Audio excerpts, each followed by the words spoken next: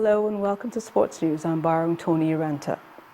Two of Nigeria's leading professional golfers, Oche Ojo and Gift Willie, will have been drawn to feature in the South Africa's elite professional tour of the month of March.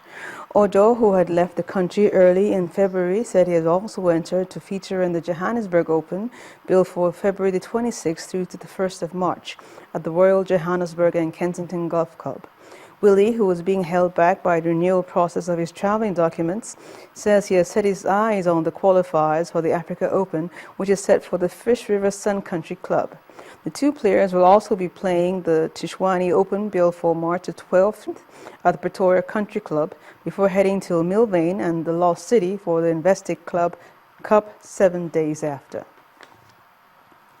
And former junior international Abdullahi Gero has been dropped from Nigeria's under-23 squad ahead of this weekend's first leg of the All-Africa Games qualifier against Gabon in Libreville.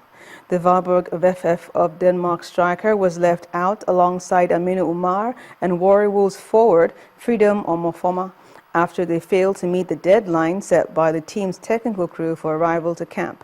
Coach Samson Siasia is confident that the attacking quartet of Ogenekaro Etebo, Peter Onyekachi, Alex Iwobi, and Paul Onwachu will score goals for the team. The team, made up of 16 home-based players and 5 foreign-based professionals, have departed the country. Meanwhile, the Nigeria Football Federation, the NFF, has called on the Golden Eaglets to go all out for a win against Guinea's Slime Babes in Niamey tomorrow. The top-of-the-table clash at the General Senyi Kuche Stadium starts at 4 p.m. Nigerian time, and the winner will automatically become the first African flag bearer at the FIFA Under-17 World Cup Finals in Chile later this year. The 2-0 winner will host Niger Republic, courtesy goals by Victor Osimhen and captain Kelechi Nwakali, took the world champions to the top of the table, and Guinea's 1-0 win over Zambia put the Slime Babes in second place. Jean-Jacques Ngambo from the Congo Democratic Republic has been picked to handle the encounter. Ngambo will be assisted by Arsenio Kadri from Mozambique and Senegalese Cheikh Toure. And elsewhere, Branislav Ivanovic continued his priceless flair for scoring important goals as his header helped Chelsea secure a hard-fought 1-0 draw at Paris Saint-Germain at the first leg of their Champions League last 16 showdown. The Serbian made it 3 in his last 5 outings as he followed up crucial efforts against Liverpool and Aston Villa to give Jose Mourinho's men what could be a vital away goal. PSG fought back in the second half and deservedly pulled level when Uruguayan striker Edinson Cavani nodded in from a Blaise Matuidi's left wing cross. In the other game, Shakhtar Donetsk forced former champions Bayern Munich into a barren draw. The return leg comes up on Wednesday, the 11th of March. And finally, we end with the prize ring, where Filipino boxer Manny Pacquiao says the much-anticipated fight with Floyd Mayweather was near after he agreed to a key demand to undergo drug testing. The 8-division world champion said after negotiations were nearly complete after he dropped his opposition to drug screening and even suggested a $5 million fine if he tests positive. In previous negotiations, Mayweather had demanded strict Olympic-style drug screening that would require blood tests 30 days before the fight instead of a few days. And that's it on Sports News for tonight. I'm borrowing Tony Uranta, and I'm RJ. We're back with the wrap.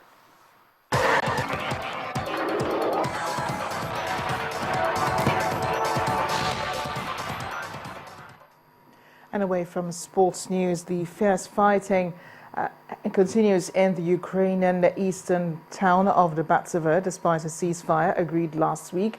Rebels say they've taken most of Debaltseve, a transport hub, but the government says it is still holding its positions. Here's Cynthia Are with more. Well, thank you very much. International observers tasked with monitoring the ceasefire have been unable to enter the town. Meanwhile, Ukraine accused separatists of breaching the ceasefire and said hopes for peace were being destroyed. At a news conference, the presidential spokesman called on participants in the Minsk talks and members of the EU and NATO to protest strongly against the action of the rebels. Then Greece must make up its mind whether it wants to extend the bailout program. And that's according to the German finance minister Wolfgang Schäuble. On Monday night, Greece rejected a plan to extend its €240 billion bailout. The Greek government called the proposal by the Eurogroup absurd and unacceptable. Also today, jihadist militants from Islamic State have burned to death 45 people in the western Iraqi town of al-Baghdadi. Now, exactly who these people were and why they were killed is not exactly clear, but a colonel said he believed some were members of the security forces. The ISIS fighters captured much of the town near an al-Assad airbase last week. Finally, Egypt's President Abdel Fattah al-Sisi has called for a United Nations resolution allowing international forces to intervene in Libya. Now, based on what he said to French radio, he believes that there was no other choice and that he would not allow the ISIS fighters to cut off the heads of the Egyptian children. Egyptian jets bombed ISIS targets on Monday in response to a militant video on the apparent beheadings of 21 Egyptian Coptic Christians. That's the foreign news wrap-up. It's back to you now. Thanks a lot, Cynthia. And the main news again. The All Progressives Congress governorship rally in Rivers State was today disrupted as hoodlums invaded the campaign venue in Okrika amidst explosions and gunshots, during which a policeman was killed while a member of Channel's television crew was stabbed in the neck.